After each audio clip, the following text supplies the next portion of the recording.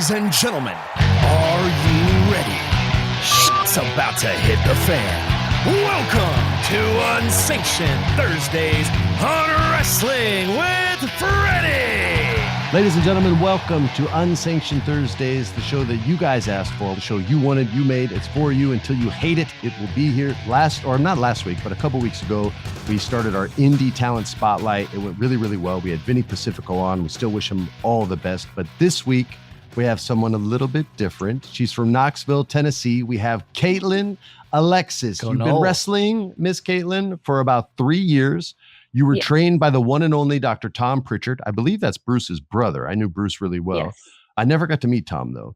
But you don't just kick ass. You also have a bachelor's degree as well. So you don't just fight, but you have the brains as well. Tell us about your entrance into professional wrestling. What made you want to start?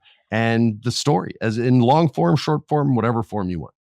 Okay, so I have been watching wrestling since I was about 9 years old. I grew up watching it, and it was like an instant click. I was like, okay, like that's what I want to do. Like I'm gonna go out and do that. And then at the time, I really didn't think like it was possible to like be able to do something like that. I just thought like wrestlers were just made, you know. And so I finished school, and my only thought process at the time, because my childhood was very rough, my only thought was, okay, I have to finish high school and go straight into college and get my degree, and I have to get a really good job one day and just like be successful in life. And like that was my only goal. And so I went into college. I went to ETSU right after I finished high school, and I got my bachelor's degree. And the whole time I was still like so miserable and depressed. I was like, this is not what I want to be doing right now. Like, I just knew, like, I had that gut feeling that like I was meant to do something larger than life. And so I was like, okay, I'm going to finish my degree, which I did.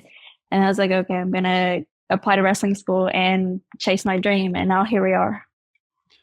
And when you decided to go and chase the wrestling dream, was the first school you went to, was it Pritchard School? Was that where you first went? And where was that? So it's located in Knoxville, Tennessee. But so now you're still in Tennessee when you did? Okay, yeah. Gotcha. Well, I was going to school in Johnson City, and I was still working, like waiting tables at the time. And I had just finished school, and I was like trying to figure out what I was going to do from there. And one of the girls that I was working with at the time, she was like, you know, Glenn Jacobs actually has a school in Knoxville. And I was like, really? No way. And so I went home that night as soon as I got off work, and I looked it up and I found it, and I applied and got in. Oh, well, I know think it was Glenn. I think it was like 2 days after I applied, I got the email saying I was in. I was like, okay. And I just like packed up all my stuff and left. That's crazy. Jeff, jump in there, or I'll just do all the questions. I was just going to say to maybe some of our listeners, you know, a lot of wrestlers are just sons of wrestlers or daughters of wrestlers or nieces of wrestlers or dated a heart boy. When you say that at 9 years old, you wanted to, like, you knew you wanted to be a wrestler, but you didn't make the decision to become a wrestler. You just knew that was something that would be cool because it clicked. And then you're going through school and you're like, you know what? I'm going to do this. You said you talked to a friend, right? You must have, the friend that told you about Glenn Jacobs School, you must have been bouncing this off people. What do you do? Do you go home and go, how do I become a wrestler? What was your process for that? Because it is weird. It's weird to decide. Yes. Literally everyone that I was working with knew that I loved wrestling and I wanted to be a wrestler. And they're all just talking to me about it. And she was like, hey, like there's a school. And so I was like, okay, like really no way. So like I just went home that night and I was like Googling up the school and I found it. And I was like, okay, I'm going to apply and shoot my shot and see what I can do. And then I got the acceptance email and I was like, I'm just going to go for it and see what happens. So 3 years in, very young, very early in your career, there are wrestling companies that have been around just a couple years longer than your whole career. It's a short amount of time. What is your favorite moment so far in your career? What's been the highest of highs for you? Besides this podcast. Yeah. Right. So I actually got to be in WrestleMania 39. I was in Asuka's entrance. So I think that's pretty cool. Yeah. That's awesome. I think that's man. like She's the one of my coolest thing I've favorites. done. Yeah, she's one of my favorites. So did you get to dress up as one of one of the characters like that? Yeah. Oh, that's cool. I remember MJF from AEW was a security guy at a WWE event, and Samoa Joe got to like beat him up or something. I remember he loved that moment. It's like those moments when you're on the way up, right? And you kind of remember those forever. That's the good side, but there's a loneliness that comes to being an artist as well. Can you talk Oh, a little yeah. bit about the tough part of chasing this dream? Because it's a very particular one. It's not like an office job. Oh gosh, where do I even start? I think it's just like like scratching and clawing your way just to get that one opportunity to be seen and like have that chance to like showcase like what all you can do. There's the financial struggles, and just like the people that you have in your life that aren't into wrestling, like they truly don't understand, like they don't get it, and like everything that you have to miss out on. And I'm just like, I'm sorry guys, like I have stuff I have to do, but I think that would be everything. Yeah, it's tough. The artist life is a tough one. Go ahead, Jeff. All right. So my role on this, Freddie's the star of this show, but my role is to ask the hard-hitting questions, Kaitland Alexis. That my question was hard. No. But I know. But I'm willing to ask the questions that the people don't think Freddie will ask. So here we go, Kaitland. Are you on steroids?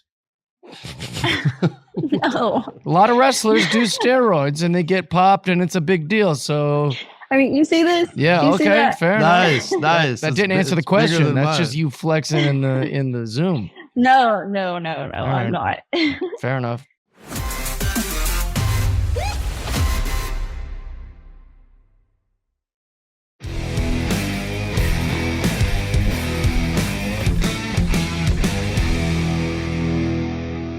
All right. So when you see where you're at now, are you the type of person that says in 3 years, I want to be here, in 5 years, I want to be here? Or are you more right-brained and it's like, as the opportunities come, I adjust, I evolve? What is your next goal? Where do you see yourself? Where do you want to be?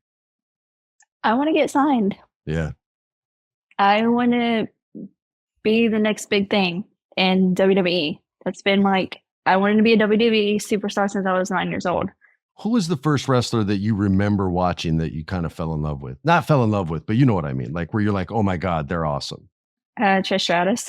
Trish Stratus, yes. She's one of the best ever. That was also the first wrestler I ever fell in love with. It was her, and then it was the Bella twins. Nice. Oh, the Bellas are the best. What about guys? Didn't you like any guy wrestlers?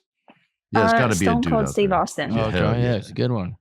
Hell yeah. Except he beat Kurt Angle in Kurt's hometown, and that made me sad. Yeah. Kaitland, first off, tell everybody where they can find you on social media, because I forget to do that every week. And then I'll hit you with my last question. So my Instagram is Kaitland_Alexis, and then my Twitter is just Kaitland Alexis. Jeff, do you want to sneak a question in? Yeah, I was gonna say, have you came up with any like moves or like what's like your signature move? Yeah. So I do a running bulldog, or I do a wheelbarrow into a bulldog. A wheelbarrow into, oh, I like that. Yeah. I like that. And I'm small too, so it like works out. Yeah. What's the process for thinking of things like that? Are you always trying to come up with like little I mean, I've done some trampoline backyard wrestling and we were always screwing around with someone's move. You know, what if we did this, moved into this? Well, I'm not strong enough for that, or I'm not big enough for that one. Right now I'm trying to find things that like kind of fit into like my character more, because so I'm a hula hooper. Nice. And I'm trying to like figure out stuff in between that, like what's gonna relate to what I'm doing. So that fits in my character. Do you try a lot thinking about bringing your personal stuff into this character and seeing what works? Because 3 years in, you can still experiment with a lot of stuff, I'd imagine. Yeah. So whenever I first started wrestling, I didn't have a character. I had no idea what I was doing. I didn't know who I was. And I had started like the hula hooping stuff whenever I was in college. I needed a hobby. And I was just like posting videos on the internet and like not thinking about it. And one day I came in training, and Dr. Tom Pritchard, he like pulled me outside and he was like, that hula hoop and stuff, like you need to go out there and you need to perform with that. And then you need to do your match. And I was like, okay. That's a hard foreign object to hide, the hula hoop. You know? Have you ever used, this is my last question, have you ever used the hula hoop in a match to get a victory? No, not to get a victory, but I have like hit people with it. I love that. It's got the marbles in it. Sounds actually adorable. Hurts. Like, have you ever been hit with one? No. It doesn't feel good. I have not. I got whacked in the face with one when I was a kid, but it was we were playing like Frisbee with it and I wasn't looking and it clipped me in the face. That's my traumatic hula hoop experience. Kaitland, you're awesome. Thank you for being a part of our show. This show exists because wrestlers like you come to do it. So we appreciate you taking the time to come here. I'd love to have you back on the show again. Hopefully you'll be signed and we'll have even more awesome stuff to talk about. And I wish you the absolute best in your career and in your life as well. Thank you so much. I really appreciate that. We look forward to when you're a big successful and we're not on steroids wrestler. either. Yeah, we're not. Well, I'm doing a little. I was saying I'm looking forward to someday, maybe 10, 20 years from now, people go, you know that she was one of the Asuka, she was at WrestleMania 39. She was one of the people because and that'll be like just a fun trivia question about Kaitland Alexis. That's what I look forward to. Thank you guys. Appreciate you being on the show. Thanks all of you for listening. Don't forget to join us every single Wednesday, and we'll do more Indie Spotlight features on our Thursday episodes. I have a new movie coming out July 26th called The Girl in the Pool. You guys can check that out if you wanna see it. You can see it in theaters and limited release or on Showtime and Paramount Plus. Other than that, thanks for tuning in. We'll see you next week. Peace. This has been a production of iHeart's My Cultura Podcast Network. For more podcasts from iHeartRadio, visit the iHeartRadio app, Apple Podcasts, or wherever you listen to your favorite shows.